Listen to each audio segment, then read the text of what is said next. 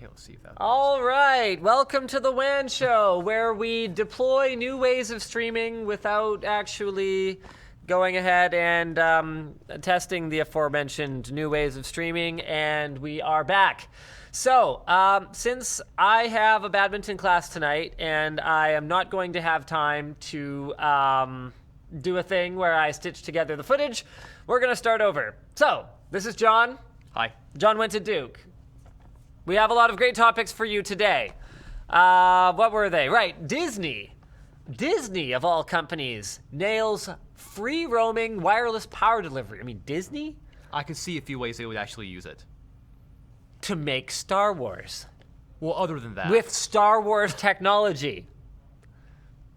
Actual lightsabers? The Switch will not have a virtual console at launch, which I guess actually makes a fair bit of sense.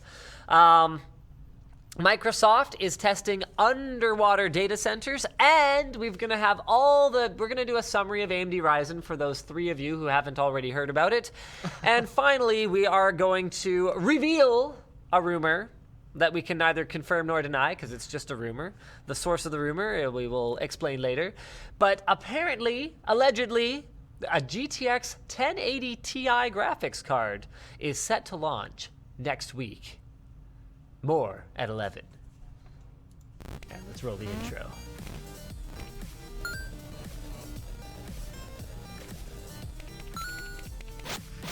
Everyone's like, shoe on head or pre-recorded? Joke's on you, I don't wear shoes. I wear sandals. And I'm wearing slippers. Yeah. We should do it. We should totally do it. Okay, here, let's do it. This video brought to you by Epiphan. And also, Freshbooks. So there you have it. Our proof is entirely unsuitable. Neither of these are shoes, and therefore, this video is pre-recorded. Ha! Ha ha! Take that, Twitch chat. All right. Everyone's like, where's Luke? So actually, you know what? That would be a great first topic for us to jump into, because there is a thing that is not in the docs. So comments to @James_gravity for managing to miss the biggest news of the week. The very first thing we're going to talk about in our doc here, and that is the, what are they calling it? Cloudbleed? Yes. It's kind of like Heartbleed, but cloud. Yeah, so here we go. The original article here. Actually, if you don't mind pulling it up, I'm having a bit of an issue with my laptops. Oh, hold on. That might solve it. Yep. Let's see if that works. FNF4, very important. Okay. There we go. Okay. So, wait, do you have Cloudbleed up? I don't know. I don't think I do. I'm trying to. What site? You got this. You got this. Just Cloudbleed. Look at my incredible Bing skills. Wow, why are you using Bing? Because I opened. Why do you hate finding things, John? I'm kind of a masochist. Anyway. Okay, so Cloudbleed is a big problem. It's like actually disastrous, and pretty much in a nutshell. Here we go. I got it. You got this? I got it. Okay. I don't have my notes on it, so I'm going to sound like an idiot for a second until I pull up our internal thing. So pretty much what's happening is if you've logged into any Cloudflare protected site. And so there's lots of those. Yeah, for those of you who aren't familiar with Cloudflare, basically it's like a DDoS mitigation mechanism that websites, businesses, online services can use to make it more difficult for folks to DDoS them. So if you logged into any Cloudflare protected site or submitted any other sensitive information between, and this is like a fairly significant date range, the 22nd of September 2016 and the 18th of February 2017, there is a chance, it's a very small chance, but there's a chance that your password or that sensitive data may have been leaked. The bug was most severe between the 13th and 18th of February of this year, but even so, the chance of your data having been leaked is very low. With that said, security, preventative security is better than reactionary security, and what you guys need to do is go check out some of the resources that exist right now about this, and change and update the passwords for the sites and services that you use that have been affected immediately. Like, immediately. That's like the internet, but faster. Almost. Apparently, this was reportedly caused by one incorrect character in I don't know how many lines of code. And what essentially happened was, my understanding is that it was a server memory dump. So Lord knows what was in the server memory of all these websites at any given time. So this is why you should probably be going and changing your passwords if you have used any of these affected services. So even during the greatest period of impact, so February 13th to 18th, around 1 in every 3.3 million HTTP requests through Cloudflare potentially would have resulted in memory leakage. So that's about 0.00003% of requests.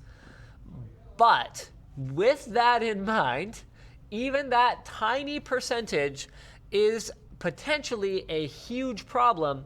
And the reason for that is that even 0.00003% of the leaks from a mere 770 sites is 2.5 billion requests.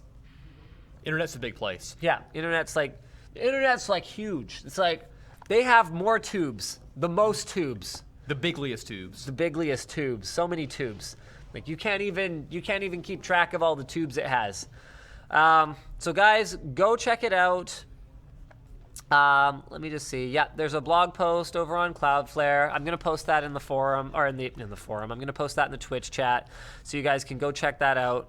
Make sure that you're not getting all your stuff ruined by having a bad day because people stole your information and whatnot. All right. Moving on, shots fired. Google's Waymo sues Uber. So the original article here is from Ars Technica, and you will have to pull it up if you don't mind. Oh, yeah, there it is. Look at that. Way to go, Luke Screenshare. Alleging that they stole trade secrets. So Google names Anthony Lewandowski, once one of its top engineers, as the chief suspect in this case. Now, this is something that I've personally never really understood that well, because while it's obvious that if you were to take like physical documents off of, let's say, a coworker's desk and put them under your armpit or up your butt crack or wherever it is you decide to keep them, and you waddle yourself over to another job interview and kind of go, just like that, yeah. If you like my face, you should see what happens when I turn around and pull my pants down. Obviously that would be considered corporate espionage.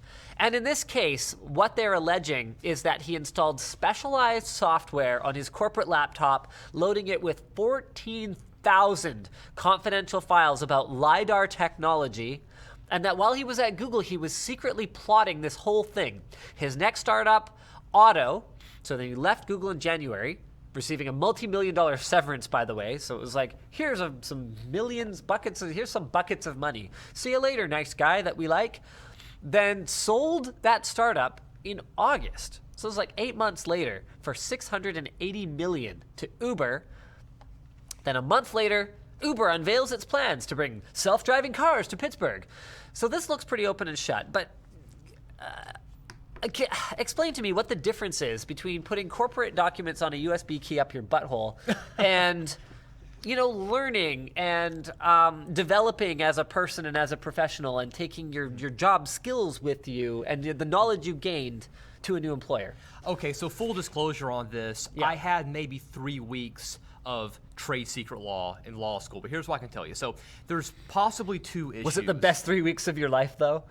It wasn't the worst 3 weeks of my life. So Okay. Oh, there's that. I had a good professor from the University of Kansas. Actually, I saw we had a Jayhawks fan somewhere on the Twitter, or not Twitter, but Twitch chat. But so there we go. Anyway, so a couple ways to look at this. So the guy here was an ex-Google employee. Yeah. So. Yes. One thing you can do, obviously, is when you hire someone, you can stick a confidentiality agreement in front of them, and you make them sign it as a condition of employment, and you can put in that confidentiality agreement, you can't do things like take sensitive docs, put them on USB drives, and jam them up your butthole. You can put that in the contract. So obviously, I mean, it's probably okay to jam it up his butthole as long as he doesn't then give it to anyone else. Probably. Okay. Yeah, I would assume that their lawyers will be good enough to flesh that particular detail out. But anyhow, so and obviously this guy was obviously working on something very, very important, and Google is a major company with plenty of money to hire good legal counsel. So he probably did this. But even if that never happened and they hired him off the street, which I'm sure was not the case, but let's say they did this and there was no confidentiality agreement. They just told him, oh, you're hired, you start on Monday. Even so, trade secret law, my understanding is it could still kick in because it has to be, if it's information that isn't publicly available and there's some sort of like possible real economic benefit or business benefit to that company, and they actually made efforts to protect it. Like Google wasn't being all loosey-goosey with this information, but they were actually trying to protect it. Okay, so it's not like how to get to the bathroom on the second floor. Right, it's got to be something that's not publicly known and might have some sort of real economic value. So as long as Google made reasonable efforts to protect that, then even if he had no agreement saying you can't sell this stuff to competitors, then they could still go after him in court. Okay, so if that's okay, and I'm just curious, and again, I'm probably digging in a little bit deeper than your 3 weeks might have covered. Try me. Or your correspondence law degree or whatever it is. No, oh, wow. No, I'm just kidding. You ever I did end up working here, so it's kind of what it feels like sometimes. But okay, but let me dig a little bit deeper. What if he didn't sell it? Now, in this case, you can make a pretty easy case for that he sold it because he went and started a company that clearly had this information and sold the company. Yeah. But what if he just gave it? Is that a different type of offense?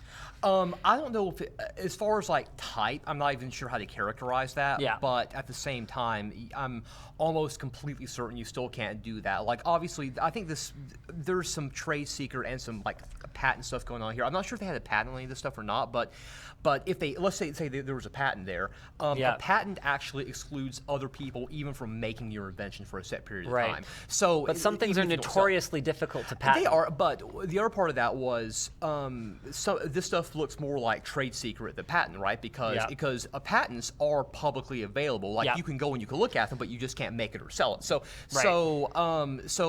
to answer your question, I don't think the fact that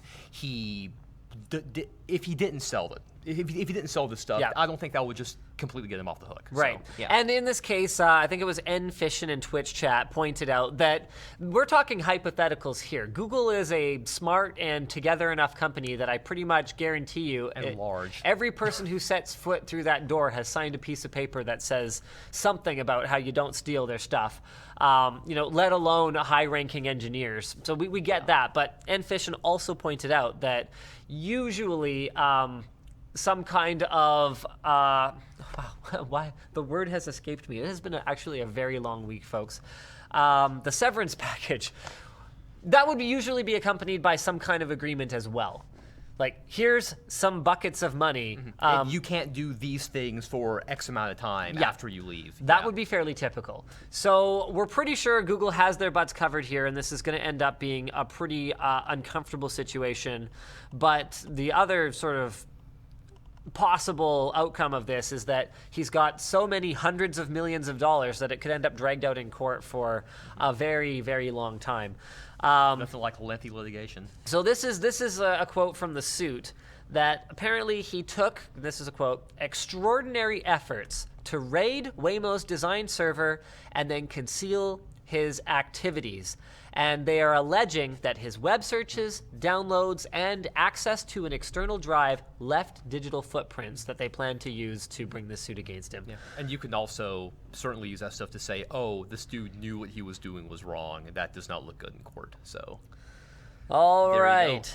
So the original article here is from forums.overclockers.uk, and I'm going to get John to bring it up. Okay. Do you have the doc open?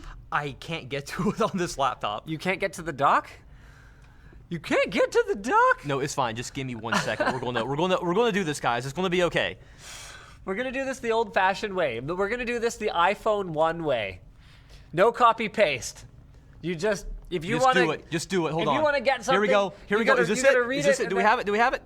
I think that's it. Hey, we got it. Okay. Okay, so first things first, I want to give you guys the AMD Ryzen summary, have a little bit of discussion here, and then we're going to talk about already, prior to launch, and I don't have mine yet. The pictures that I took were of one at the event. I didn't bring that with me. But we're going to talk about rumors already surfacing that there might be some issues. Dun, dun, dun. Dun, dun, dun.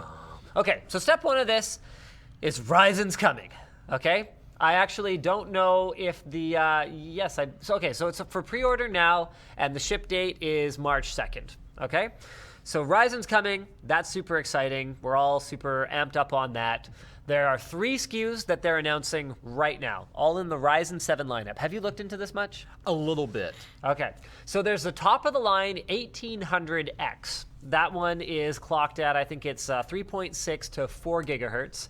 And it's an 8-core, 16-thread processor. There's the 1700X, which is 3.4 to 3.8, if I recall correctly. And then there's the did I say X that time? You did. Okay. Then there's the 1700 non-X. And that tops out at like 3.7, I believe. Yeah, so that one's like 3 to 3.7. Yeah. They're priced anywhere from $499 down to $399 down to $329. So what's really cool about this is that AMD has taken 8 cores, 16 threads, and gone, you know what? This is worth $500 tops. And you can have this for as little as Intel was asking for a 7700K, which is 4 cores, 16 threads, and onboard graphics. And we can discuss that a little bit later as well, actually. And yeah, I mean, it's got support for DDR4, 24 PCIe lanes, which is smack in the middle of Intel's high-end platform and Intel's low-end platform, their mainstream platform. And performance looks really, really impressive. Now, to be clear, there are some things that apparently I misspoke on something. Obviously, when I was talking about the Intel chip, I meant 4 cores, 8 threads, okay? Chill. I misspoke on something else recently, and people were like, oh, yeah, we get their pitchforks out already. Yeah. Right. Anyway, so you are actually making some trade-offs. Let's say that Ryzen's performance per clock per core was identical to Intel Broadwell or Skylake or Kaby Lake or whatever the case may be. I haven't personally tested it, so I can't break an embargo for information I don't have. Let's say, for example, it was identical. You are still making some trade-offs. Intel does have exclusive technologies. They have Thunderbolt 3. They have the upcoming Optane, which I don't know really a whole lot about. John has done a fair bit of research. Actually, you have done a fair bit of research. Do you want to talk about what's Optane in a nutshell? TLDR, extremely fast SSDs, like quite a bit faster than PCI Express M.2. Okay. Yeah. Cool. Should we talk more about that? Or? No, that's fine. So, okay. So Intel does have exclusive technologies. They do potentially have optimizations and functional units available in their CPUs that AMD might not have. So a perfect example of that would be the onboard GPU. So that GPU can do things like one of the demos that AMD has been running to show how more cores can benefit real users today has been gaming, playing Dota 2 while streaming. And they've demonstrated that a 7700K gets absolutely butt-wrecked by that scenario, dropping something like 20% of the frames while the game streams. Yeah, like pretty significant, like 15 to 20%. However, what AMD conveniently doesn't demonstrate is that you could stream using Intel QuickSync video, in which case you would be offloading that encoding task to the onboard GPU. Now, the argument AMD makes is that at the kinds of bit rates that you're able to use when you're streaming to Twitch, so typically around 3,500 kilobit per second, it is very important to have the cleanest possible source, because any blocking or artifacting that exists in the original source at that kind of a bit rate at 1080p 60 or like 900p 60, which is, again, fairly typical for Twitch, is exacerbated. It is made much worse by the low bit rate stream over Twitch's service. So they make the argument that more cores is in this case more important than having that fixed function video encoder. So there you go. Basically, the fight that's coming is pretty interesting. AMD's saying, you know what, forget about it with some of this other stuff, that we're going high performance CPU. I mean, that was right on it was right on Dr. Sue's deck.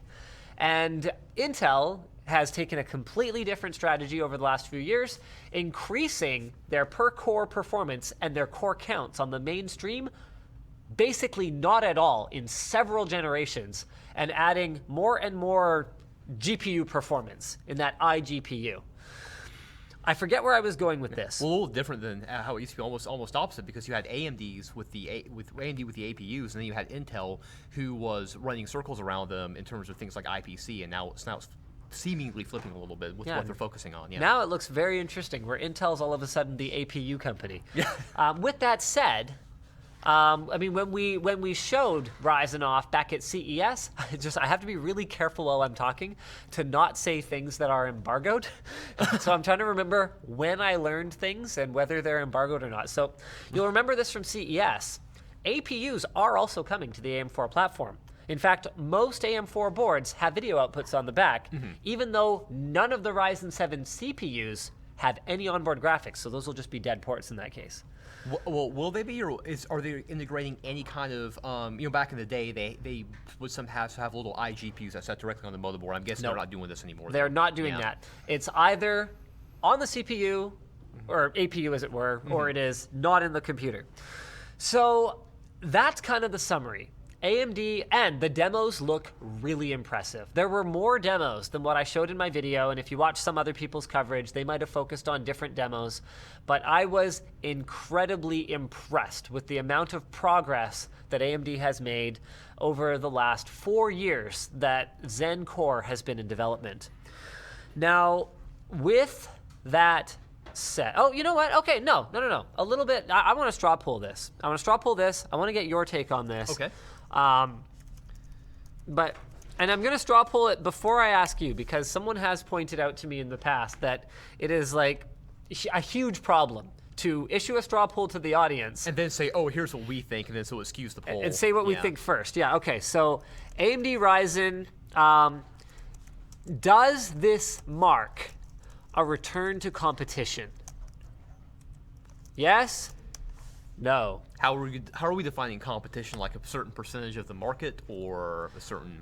I don't think we're going to try to define it in black and white necessarily. I just want to know, in the minds of the viewers, do you feel like we're getting back to a time when there is competition in the CPU market, and where you don't feel like Intel is just doing whatever they want, as long as they want, or as short as they want, and we all just kind of have to suck it up, princess?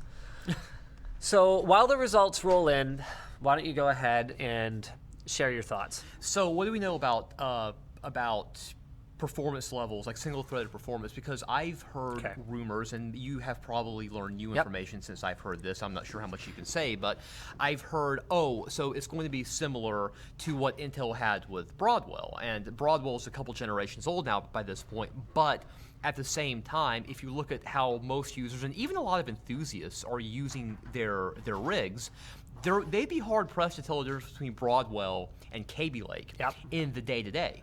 Okay, so maybe assume, AMD is not going to take a huge hit because users want more raw single-threaded performance. Assume that doesn't happen. Yeah. So I looked the other night on Amazon, and Ryzen's already like #1 selling CPU. Now, granted, not everyone's going out and buying CPU in the box. Vast majority of people, they're buying pre-builts or buying laptops, whatever. Yeah. But nevertheless, it did make it up to like the top of the best-selling charts. Okay, so and you're looking at, so it's 2017 now, and we have more and more things that can take advantage of multiple cores. Not everything, obviously, but it's a better situation than it was. It's a much better situation than it was 4 or 5 years ago, when Intel said, "Look, 6 cores and more, that's enthusiast." Exactly. So we're getting to the point now where those sorts of things that can leverage that stuff is becoming better optimized. It's becoming a little bit more mainstream, and you have a chip here that is 8 cores and reportedly 16 threads. We kind of had a discussion about this yes, earlier. 8 cores, 16 threads, and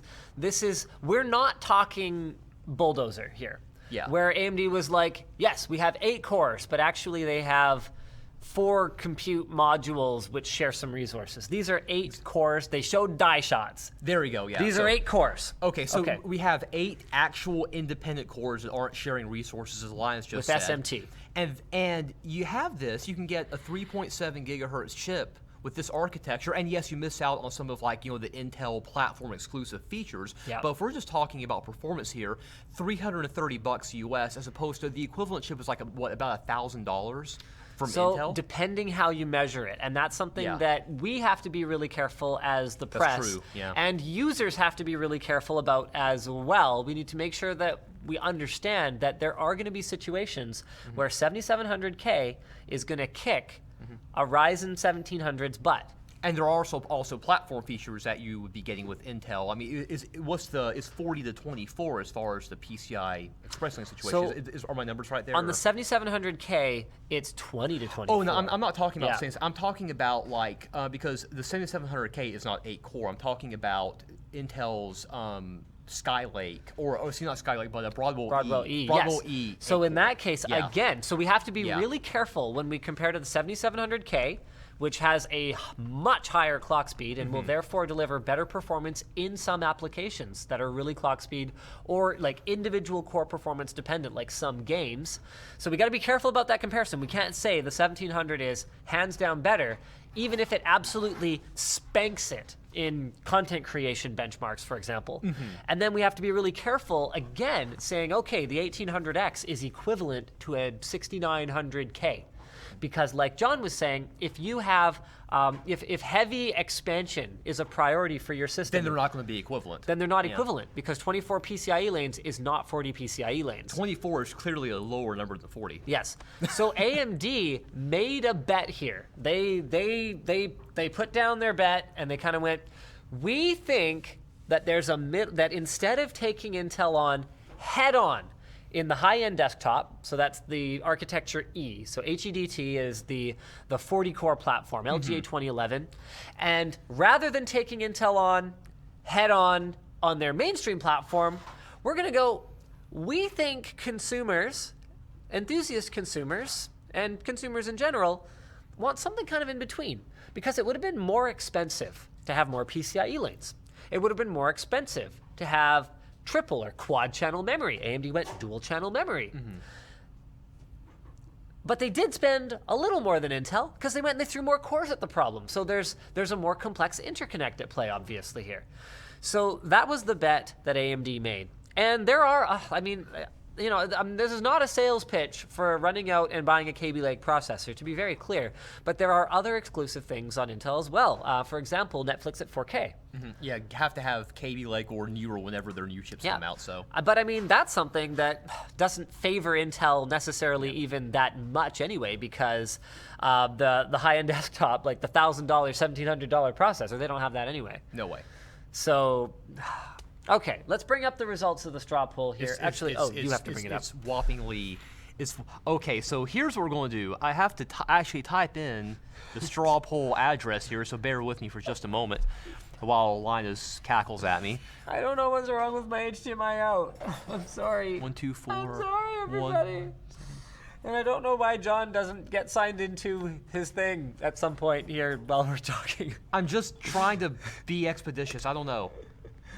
Okay. There we go. Cool. 91% say yes. That's good. I mean, okay, to be clear, this is not the stock market, and, consumer sentiment does not dictate how things are going necessarily to that kind of a degree. I mean, but this kind of confidence is great to see and really encouraging.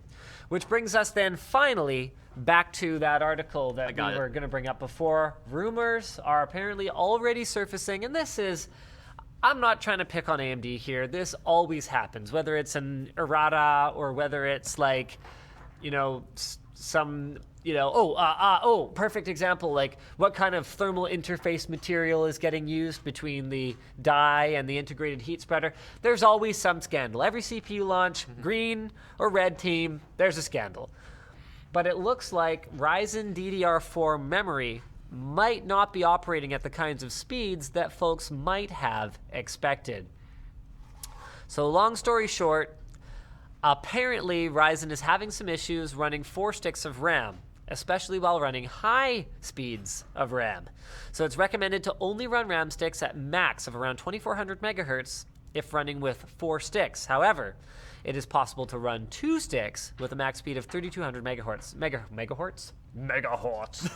Apparently this is all according to one forum post though, and since we don't have a chip yet, we have absolutely no comments to make on this subject whatsoever, other than to say, yeah, that doesn't really surprise me. It may or may not be true. If you're having problems with your brand new Ryzen rig, try turning down your memory. Might want to try turning down your memory speeds just in case. So there you go. Just see if that helps you out a little bit there. All right. We've got Disney's thing. What's coming up next? Oh yeah, let's do Disney's thing. We were going to talk about that, and then we ran into some slight problems. So. All right, so the original, this was posted on the forum by, let's just go find out. Let's see. I don't know. I've got it here. I still don't know. By Hey Yo. Cool. And the original article here is from Mashable. Let's go ahead and pull I that actually up have for it you up from guys. ours, but... Oh, ours. Okay, that's but fine. It's basically the same thing. I love ours too. Disney Research has achieved room scale, which is pretty friggin' cool. Let me just stay still. There we go. It looks like that. Room scale, ubiquitous, wireless power delivery. Now, to be very clear, wireless power delivery has been a thing for a long time. But unless, we go back to secrets that apparently died with Nikola Tesla, it's had some limitations.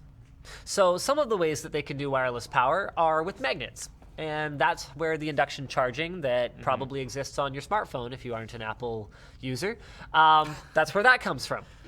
Okay, or if you are an Apple user, it might exist on your watch. Okay, so some of it involves magnets. So changing magnetic field causes something. It causes a current to flow. Thank you. Okay. Other options involve microwaves.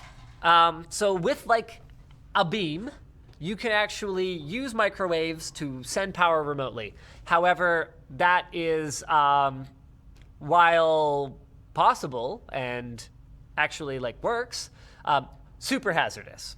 And that's a big problem. Have you seen the videos?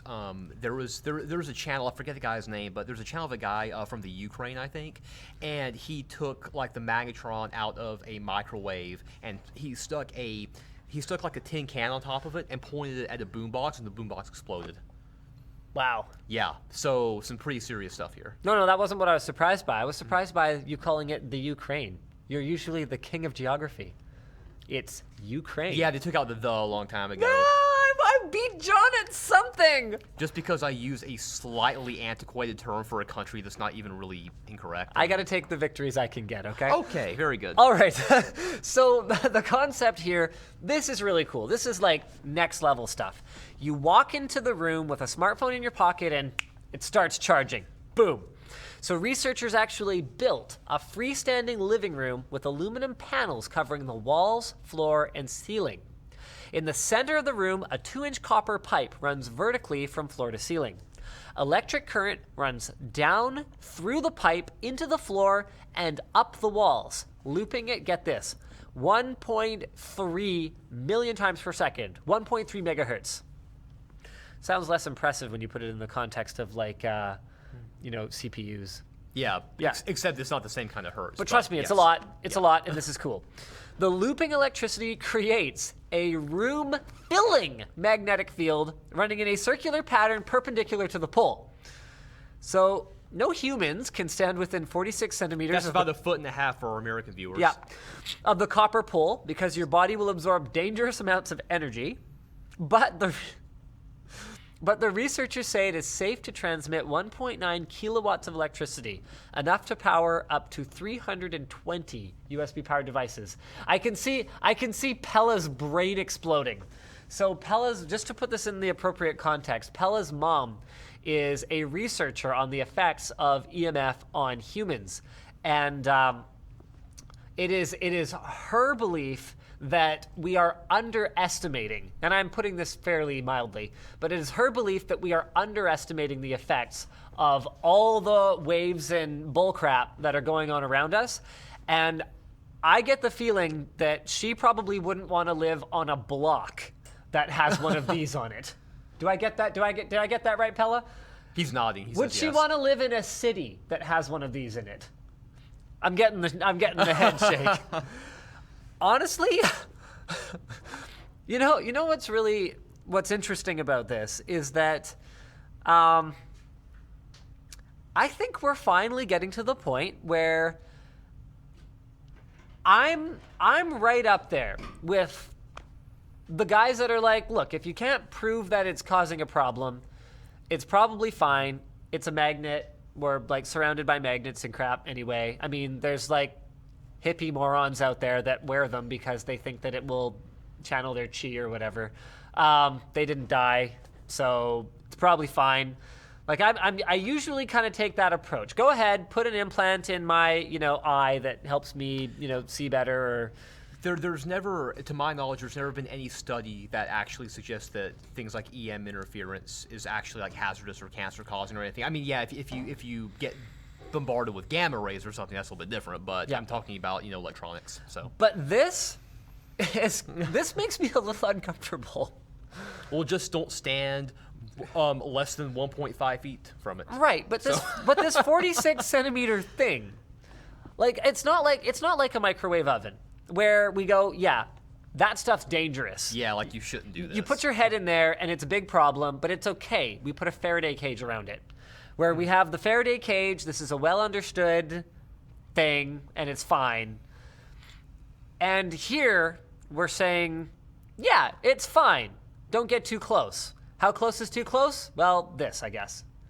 And you know what? I'm sure there's science to back this up. I'm sure it's, and I'm sure Twitch chat is full of people raging at me because Disney has already demonstrated that beyond exactly 46 centimeters, it fades away into the background radiation, of which there is lots, I know.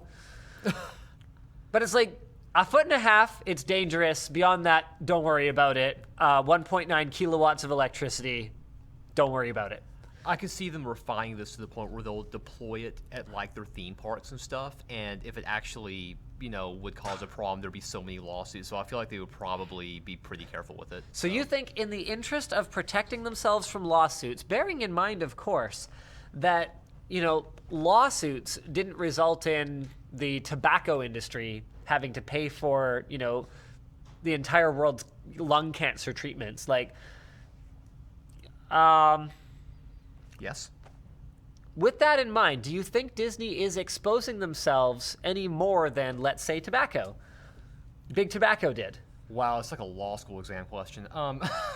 So what's your actual question? Okay. Like, so you said, flesh it out a little bit more. Sure, yeah. I'll flesh it out. So you say Disney would research it fully to avoid exposing themselves to potential lawsuits because people are walking around in their park and getting, ass cancer. Yeah. Or whatever the case may be. I like how that's now the second, butt anatomy reference we've already made on WAN Show today. Oh, I can do more than that. Oh, I know. You should see how many I can fit in there. I work with this guy 40 hours a week, so there you go. Anyway. Sorry. Okay. But what I'm asking is, are they really exposing themselves any more than previous, precedent? Then we already have precedent for these companies not ultimately ending up being responsible for giving people cancer. I mean, okay, if they get to the point where, okay, we know this is safe, and the reason I even bring that up in the first place is because, if you go to Disney World or something, they give you the little, they call them magic bands, you wear them here, and it's got like an RF chip in it, and they're like, oh, you don't even have to carry your wallet around with you unless you want to buy alcohol or something, because you can just do you tap into everything and it works, right? So Right. so I can see them deploying wireless power in like, let's say, a theme park to do something with those, or to make their rides cooler so they don't have to run wires everywhere, or something like that. But Yep. But regardless of what they use it for, if they're going to do something like that, if there's a real danger, they would obviously have to like disclose it, and they wouldn't do that because if they say, oh, by the way, if you walk into our parks, we're testing this new thing out, it's probably gonna be pretty cool, but you also might get ballsack cancer or something, and that would be very bad. And even if they warn people, everyone's just gonna be like, yeah, let's not go there. So I can't see them using this in like a very risky manner. Okay, so the basic argument being made here is that consumers were complicit in giving themselves cancer because by the time the dangers had been proven, there was a warning label on the box.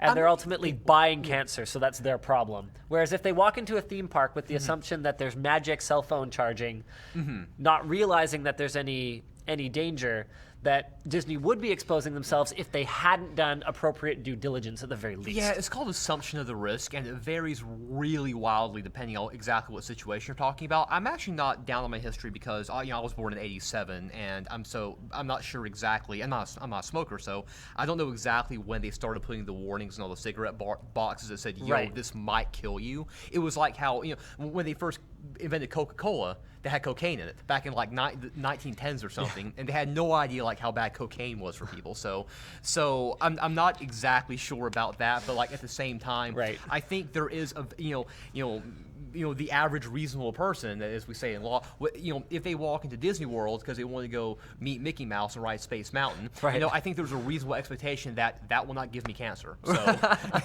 Right. There you go. So special cancer Mickey. Yeah, as opposed to inhaling smoke and lighting things on fire and inhaling smoke, which I think is just obviously inherently more dangerous. So than meeting Mickey, unless you have like depending where you're meeting Mickey, unless you have like a crippling psychological fear of like furries. If you're meeting Mickey in the back alley. That's probably inherently as dangerous as inhaling burning plants. That's really not safe. No meeting Mickey in the alleyways off of International Drive in Orlando. Please do not do that. Probably not a good idea. So the original article here is from Kotaku. The Switch will not have a virtual console at launch. And this is a statement from Nintendo. Virtual console games will not be available on Nintendo Switch at launch. We will share more information in the future. So Virtual Console, for those of you not familiar, is Nintendo's emulation service, which allows the Switch to play games from the NES up through the GameCube. It will likely become a major part. Here's the original article here from, where's it from again? Kotaku, right. It will likely become a major part of the console's new paid-for online subscription, which will offer NES and SNES games each month. The delay in Virtual Console support likely means we'll also be waiting longer for Nintendo's plans on whether discounts will be offered on games previously bought for other platforms. So this is kind of a bummer in a wide variety of different ways. So NES and SNES games each month, does this mean they'll have like a rotating selection of titles and they'll only be available for so long, and then after that you can't play anymore, or am I understanding that wrong? I hate to say this, but I don't know. I think we've discussed this previously, and Luke knows the answer, but I'm sorry, I don't remember. I'm sure Twitch chat is going to pipe up and let you know anyway. I'll keep an eye on it, but... basically, I understand what's going on here. This is an entirely new architecture, so it's not like Nintendo could just be like, oh, well, let's just take the emulation software we were already using and let's just run it on the Switch. Not that simple. This is a completely new device.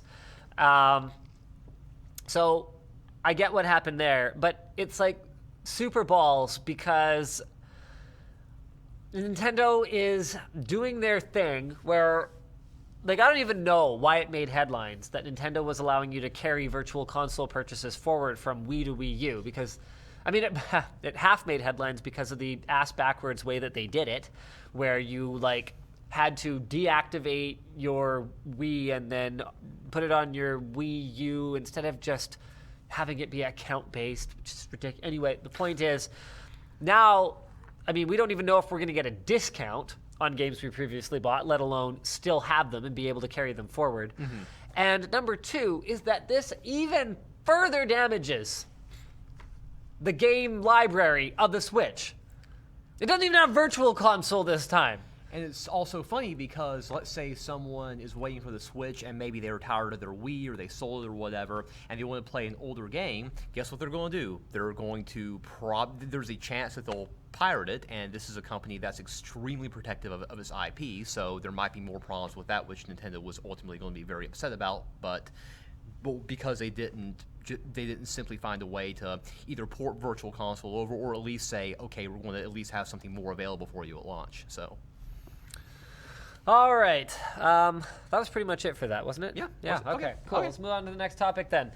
Microsoft is testing underwater data centers. So the original article here is from spectrum.ieee.org, and I know that the whole concept of underwater data centers is not necessarily the newest thing ever, but there's some new information, and this was originally posted on the forum by helpful member. Actually, I might be getting ahead of myself. It might be Aluminium Tech. Okay, yes, helpful member. Aluminium. So basically, there's some more information, new developments. In a nutshell, lower construction costs, thanks to... Oh, we haven't done our sponsors yet. Holy crap. Let's do our sponsors first. Not. Freshbooks! Freshbooks lets you, if you run a small business or you're a contractor or you are self-employed... Or a YouTuber. Or if you're a YouTuber, actually, FreshBooks lets you get organized, save time, and collect money faster.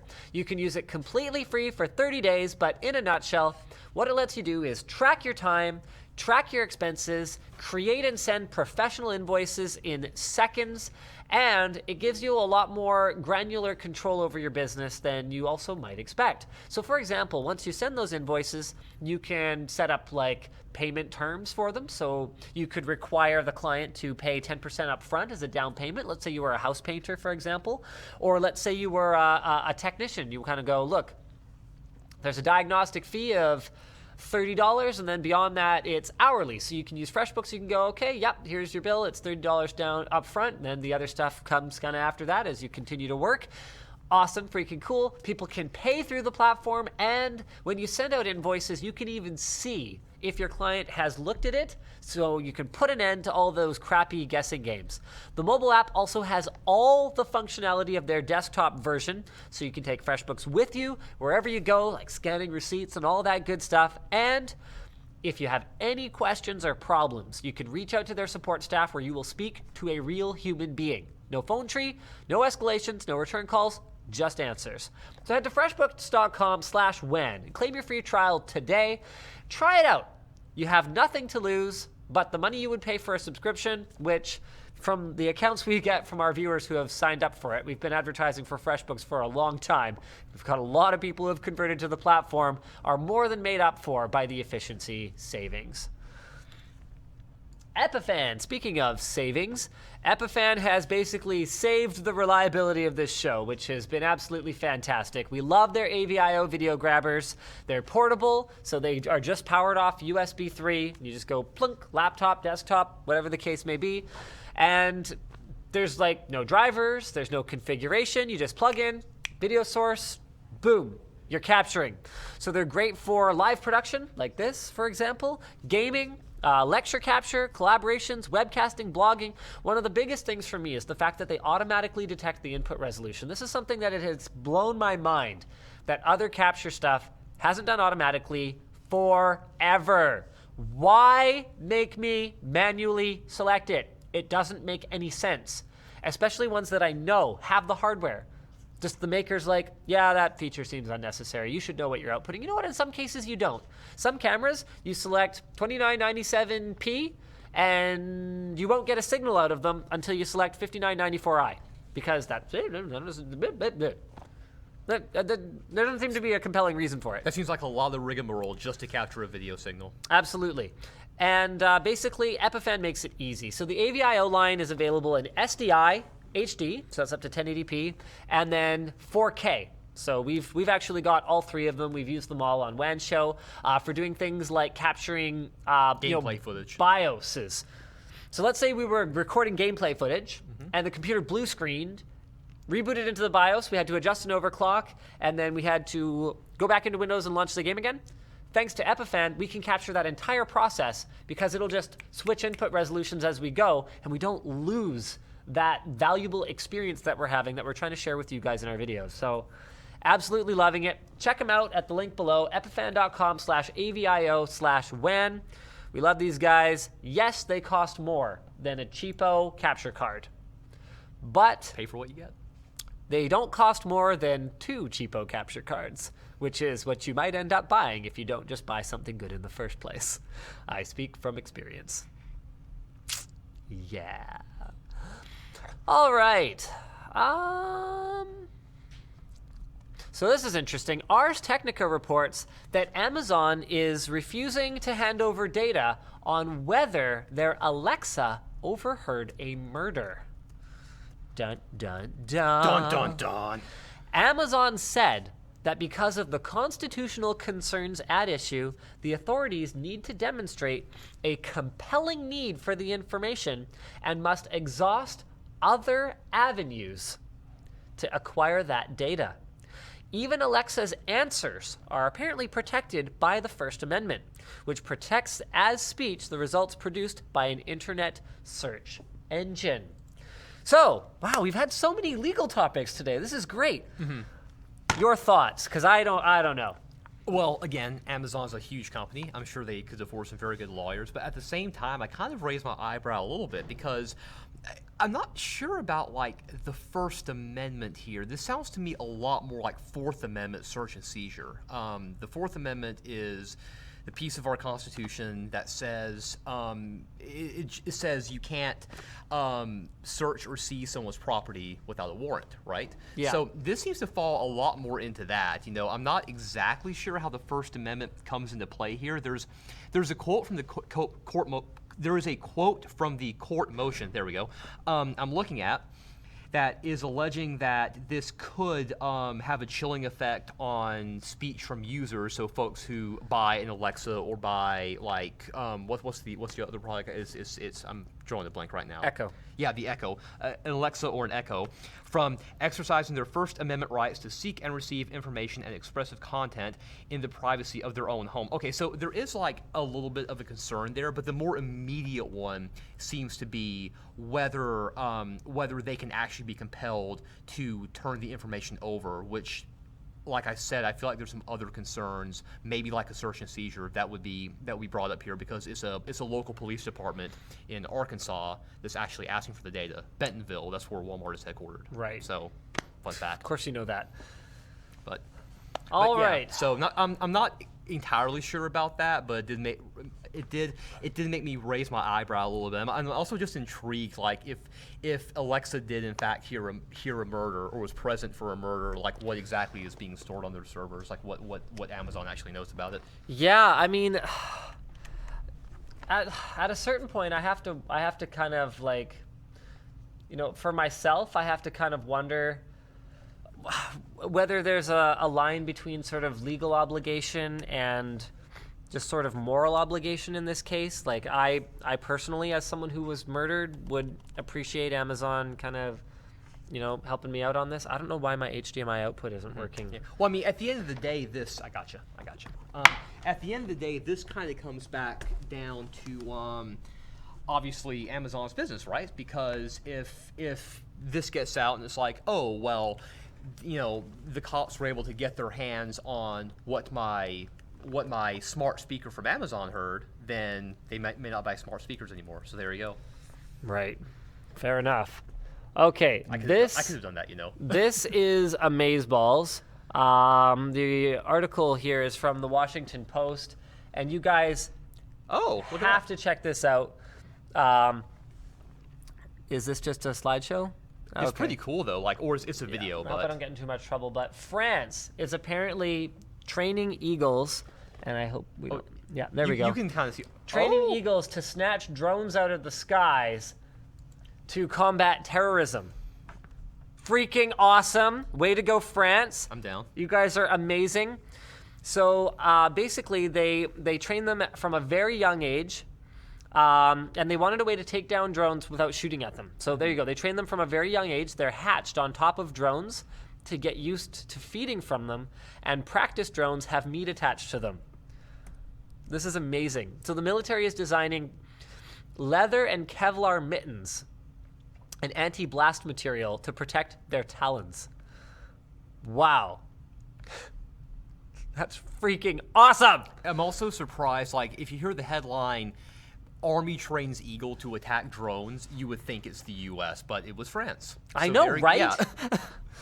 It's like, take that, America. France is gonna, no, this one. Okay. Okay, last topic for the day. GTX 1080 Ti rumors. NVIDIA will be holding a GTX gaming celebration event on February 28th, allegedly. Just after AMD's Capsaicin and Cream event the same day. So the original article here is from overclock3d.net. I don't know any of this stuff. NVIDIA states that this event is one that you don't want to miss, with many people speculating that the event will be used to launch new GPU hardware. How very interesting. All right. So last thing left for today is, oh yeah, hold on a second. There you go. So there you go. That is the rumored. Oh, I don't even know. Is that just Photoshopped? I think it's just a mock-up. That just yeah. looks Photoshopped. The TI kind of just looks shoved in there, so yeah. Yeah, I don't think that's a real one. No, this is pretty. Okay. Anyway, But there it is. Which Yep. leaves our last topic as Floatplane Club. So those of you who aren't familiar with Floatplane Club, in a nutshell, it's a super cool way to watch Linus Media Group videos 1 week early. We've actually got way more members than we were expecting to have at this point in the process, but I just want to tease you guys with what's going to be coming to Floatplane Club in the next week. Or no, not what's going to be coming to Floatplane Club. Sorry. What's going to be coming to YouTube, what is already available on Floatplane Club now. So starting on tomorrow, actually, it's going to be a heck of a week. So, what is already there? What is already there is, Apple AirPod alternatives. So we took for a spin a bunch of wireless earbuds that are a lot cheaper, or in some cases even more expensive than the Apple AirPods, to kind of determine, is Apple really overpriced, or is it just expensive? We've got Server Room Upgrade Vlog, part 2 of 3. We've got our investigation into bulk thermal compounds. So we bought 1 kilogram of thermal compound, and we find out, is buying your thermal compound in bulk worth it? We've got Dell's Inspiron Gaming, so their new replacement for the Inspiron 90 whatever, Inspiron 15 whatever it was. So this time they're really calling it Inspiron Gaming, and it's looking like a pretty cool little machine. We've got, that was a simultaneous release. We've got Server Room Upgrade Vlog part 3 of 3. Woo! And that's it. Yeah. So all of those are up on Floatplane Club right now, and we've actually got Fastest Possible topics up there as well, which sure do. I can't find, unfortunately, right now. But if you know them off the top of your head, that might be helpful. Well, we just pushed one out today on the Nintendo. Push one out. Plopped one out today. Yeah. Oh. On the. We plopped out a video today, if you would prefer that, on the Nintendo Switch. Nintendo Switch as fast as possible, now available on Floatplane Club. It's a pretty comprehensive yet pretty quick rundown of the new features you can expect on the Nintendo Switch. So you have that to look forward to on YouTube next week, actually on Switch launch day. So Cool. Oh, and did we mention DRM free downloads? Is that right for Floatplane Club? Yeah, DRM free downloads for Floatplane Club. So there's no ads, DRM free downloads, and early access. There you go. Alongside that, we also got the Channel Super Fun release that came out to Floatplane. No one cares. With the we threw some axes. It was wonderful. Yeah, we threw some shade is what just got thrown. Oh! You get to see Dennis throw sharp objects. Yeah. So, I mean, how can you say no? So we linked where you guys can join up, and we will see you again next week. Same bat time, same bat channel. Roll the outro. Oh, my nose is dripping. I have like a runny nose.